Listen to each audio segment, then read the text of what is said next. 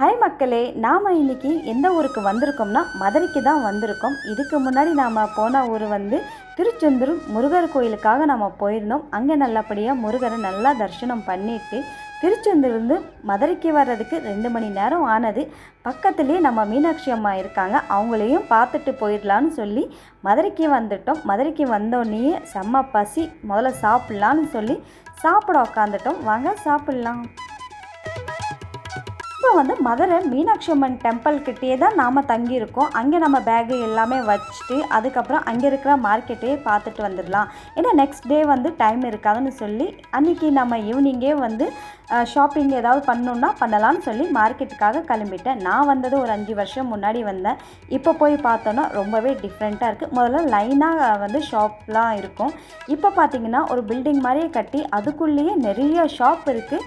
ஒரே நம்ம பில்டிங்குள்ளே போனோன்னா எல்லா பொருளும் நம்ம வாங்கலாம். நான் எனக்காக எதுவுமே வாங்கலை, எங்கள் வீட்டில் இருக்கிற சுவாமி விக்கிரகங்களுக்கு அவங்களுக்காக தான் நான் வாங்கினேன். அது நெக்ஸ்ட் மினி விளாகில் நான் என்னென்ன வாங்கினேன்னு சொல்லி நான் போடுவேன். இப்போ வாங்க ஷாப்பிங் பண்ணலாம்.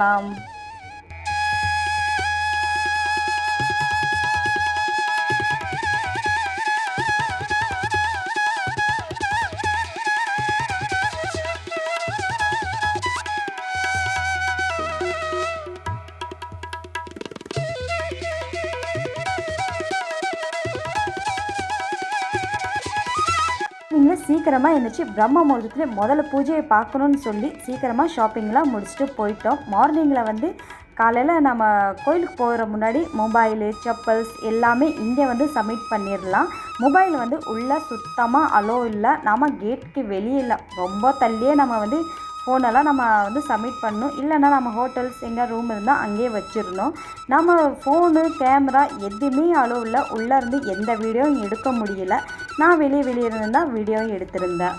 மதுரைக்கு போய் மல்லிகைப்பூ வாங்கலாமல் இருக்க முடியுமா? பூ விற்கிறம்மா வந்து சொன்னாங்க, நீங்கள் வீடியோ எடுக்கிறீங்கள அதையும் என்னையும் சேர்த்து எடுங்கன்னு சொல்லி எந்திரிச்சு நின்று அவங்க வந்து ஒரு போஸ்ட் கொடுத்துற மாதிரி கொடுத்துருந்தாங்க. அதுக்கப்புறம் பிரம்ம முகூர்த்தத்துலேயே நாங்கள் பூஜையை முடிச்சுட்டு நாங்கள் வந்ததுனால வெளியே வந்து எந்த ஷாப்பும் திறக்கல. அதனால் ரோட்டுக்கடை பக்கமே நாம் சாப்பிட்டு கொஞ்ச நேரம் அங்கே டைம் ஸ்பெண்ட் பண்ணோம்.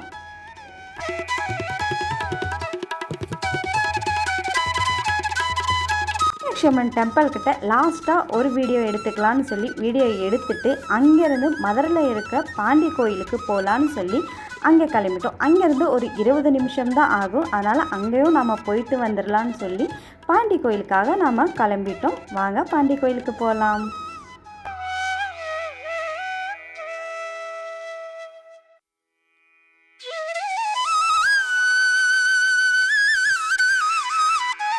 இப்போ நம்ம பாண்டி கோயில் மார்க்கெட்டில் தான் இருக்கோம். கோயிலுக்கு போகிற முன்னாடி ஒரு சின்னதாக வந்து மார்க்கெட் இருக்கும். அங்கே நம்ம அர்ச்சனை தட்டுலேயே வந்து எல்லா பொருளையும் இருக்கும். பன்னீர், தூபம், அப்புறம் கற்பூரம், மாலை எல்லாமே இருக்கும். மாலை வந்து நாம் செலக்ட் பண்ணுறது தான். பெருசாக போடணுன்னா நம்ம வாங்கி பெருசாக போடலாம். நான் மீடியம் சைஸ் மாலை தான் வாங்கியிருந்தேன்.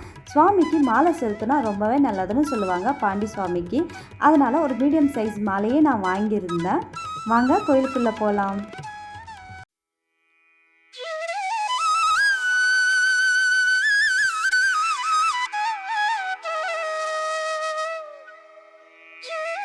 மெயினாக வந்து சுவாமியை வந்து நான் வீடியோ எடுக்கலை. சுவாமிக்கு நேராக இருக்கிற இந்த இடத்துல வந்து கல்யாணம் ஆகாமல் இருக்கிறவங்களுக்கு தாலி கட்டி சொல்லி கும்பிட்றாங்க. அப்புறம் குழந்தை இல்லாதவங்களுக்கு தொட்டில் கட்டிடுறாங்க. அப்புறம் வந்து அங்கேயே பொங்கல்லாம் வச்சு சுவாமிக்கு அதுக்கு முன்னாடி கோயிலுக்கு வாசல்லையே வந்து பொங்கல்லாம் நல்லா வாழையில போட்டு கும்பிட்றாங்க. இது வந்து அங்கே ஆடு வெட்டிகிட்டு இருந்தாங்க, கடா வெட்டுன்னு சொல்லுவாங்களா, அதுதான் சொல்லி. ஆனால் நான் வெட்டும் போது என்னால் பார்க்க முடியல. அங்கேருந்து நான் கிளம்பிட்டேன். அங்கேருந்து கிளம்பி நம்ம நேராக போயிட்டே இருந்தோம்னா இன்னொரு அங்கே பாண்டி சுவாமி வந்து கோயிலுக்குள்ளேயே 3 கோயில் இருக்கும். 3 கோயிலுக்கும் நம்ம போயிட்டு தான் நம்ம போகணும். இப்போ வந்து அடுத்ததான் நான் அந்த கோயிலுக்கு போயிட்டு அங்கே வந்து மெயினாக அங்கேயும் காமிக்கலாம். அங்கே இருக்கிற வாசலில் இருக்கிற கோயிலில் தான் நான் காமிச்சிருக்கேன்.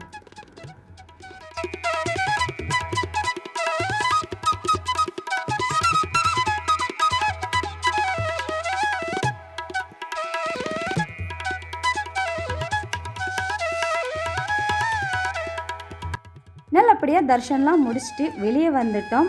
வெளியே வந்தோடனே நம்ம சப்ஸ்கிரைபர் தான் கிடச்சிருந்தாரு. அந்த கடையில் எந்த கடையில் நாம் மாலை வாங்கினோமோ அவர் அடையாளம் கண்டுபிடிச்சி கேட்டார்.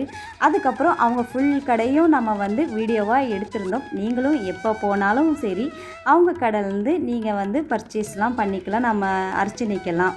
அதுக்கப்புறம் பக்கத்துலேயே இந்த ஷாப்பு எல்லாரும் இருந்தது. அங்கேருந்து கிளம்பி நாம் இன்னொரு முருகர் கோயிலுக்காக கிளம்பிட்டோம். வாங்க போகலாம்.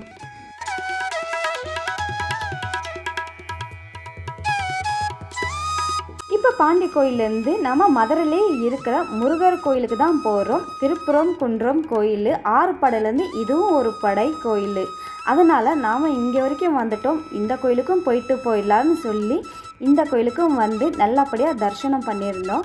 இங்கே வந்து வீடியோ ஃபோனு எதுவுமே சுத்தமாகவே அளவு இல்லை. வெளி இருந்தால் வீடியோ எடுத்திருந்தேன். நல்லபடியாக தரிசனம் முடிச்சுட்டு அப்படியே வெளியே வந்தோடனேயே வாராகி அம்மாவுக்கு எல்லா பொண்ணுங்க விளக்கேற்றிட்டு இருந்தாங்க. அங்கேயும் கும்பிட்டுட்டு அப்படியே வெளியே கிளம்பி வந்துட்டோம். திருப்புறம் குன்றம் கோயிலுக்கு முதல்ல வாட்டி தான் நான் வந்திருக்கேன். ரொம்பவே நல்லா இருந்தது.